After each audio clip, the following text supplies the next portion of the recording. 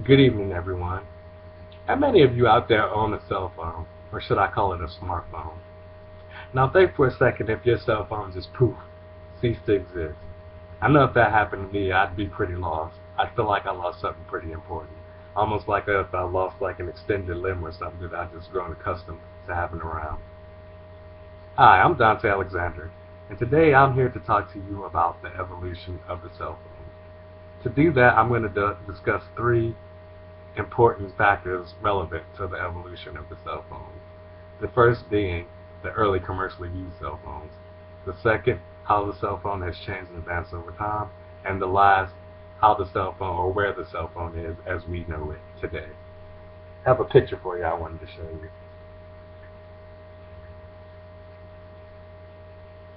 How many people remember that?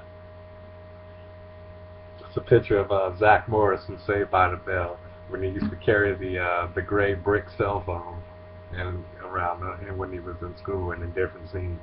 Well, according to an article from AI Insight, phones like this were the first phones that were small enough to be considered truly portable. Because cell phones have actually, although cell phones have been around for about 40 years, and the technology for cell phones is even longer than that, something like 70 years, the early cell phones were far too big and cumbersome to carry around for practical daily, day-to-day use. In fact, the majority of them were really intended to be mobile phones that you would use in a vehicle or a car of some sort. It was in 1983 that Motorola introduced the Dynatec 8000X. That was the first cell phone that was made available for commercial use and feasibly to be used day to day for calls and things like that. The phone was still a far cry from the phones as they are today. For starters, it cost $3,995.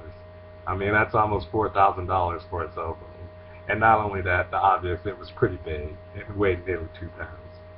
And one of the biggest things that make that phone different from the phones of today, it only had one function, two depending on how you want to look at it, and that was to receive and place calls. And not only that, it took 10 hours to charge the phone. 10 hours, and you only got 1 hour of talk time out of it. So now that I've refreshed everybody's memory on early commercially used cell phones, let's move forward a few years and look at the cell phone as it changed and advanced over time. Like I say, phones like the Motorola phone, they were still popular and there was still a demand for them. And so as the technology changed and advanced, and obviously also the design of the phone, it started to grow. And according to an article by Business Insider, it was around the late 80s or 90s that cell phone carriers began using the 2G or second generation digital networks. Now with these 2G networks, it allowed users to have a more secure phone call, and it also allowed a more or a phone with a higher quality, where you could hear the person that you were talking to a little bit better than you could on previous phones. Another important factor about the 2G networks was that it allowed you to transmit text and other data, being like emails and things like that.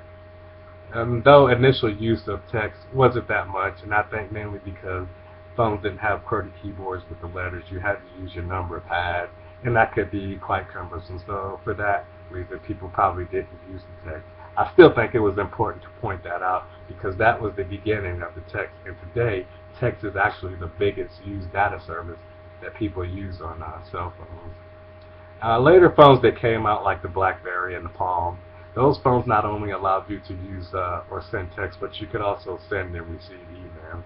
So you started seeing a lot of business people and things of that nature using those phones. And as cell phones began to change their designs, they became more sleeker, they became a little bit more stylish, I guess you would say. And it was around this time that cell phone manufacturer Nokia, they became known as the king of the 2G phones or the phones of that era.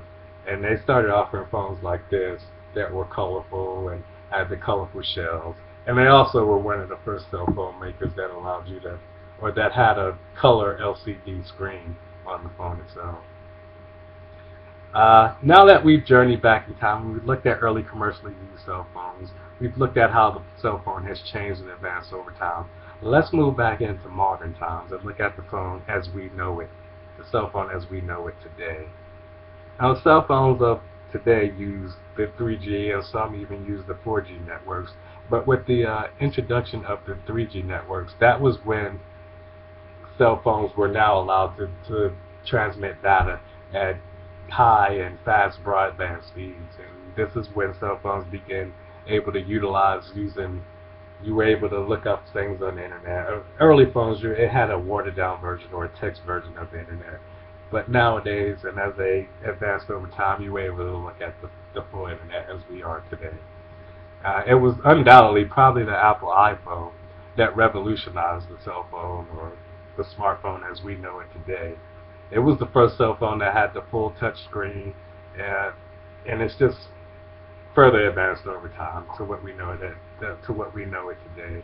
I believe the latest model of the iPhone is the iPhone 5S, and that phone just has an endless amount of functions. You have the you could do the face chat where you can see the person that you're talking to and they can see you, and you have the popular Siri assistant who will perform different functions on the phone when you tell her to, or give you briefings and things of that nature.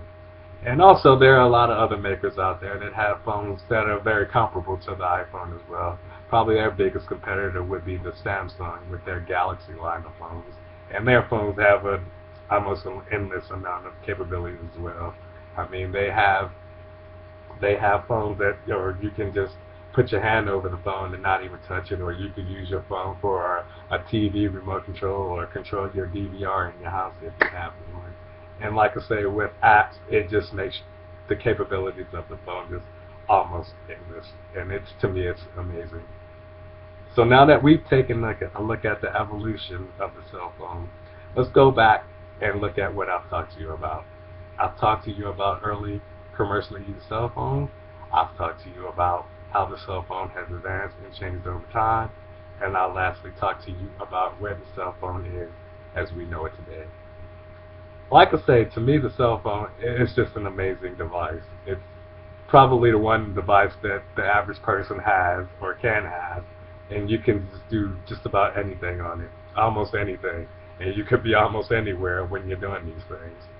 And to me, that's just truly amazing. It's just changed so much from where it was and where it is now in a relatively short amount of time. The thing I want to leave you with is this: the next time you're out somewhere, and it could be in an airport, you could be in a waiting room somewhere, maybe you're even in a meeting or something at work, just look around at people looking down, and I guarantee you they're probably looking down at their smartphones or their cell phones. I'm Dante Alexander, and I hope you've enjoyed my little trip back in time and back into the future as I've talked to you about the evolution of the cell phone. Thank you, and good night.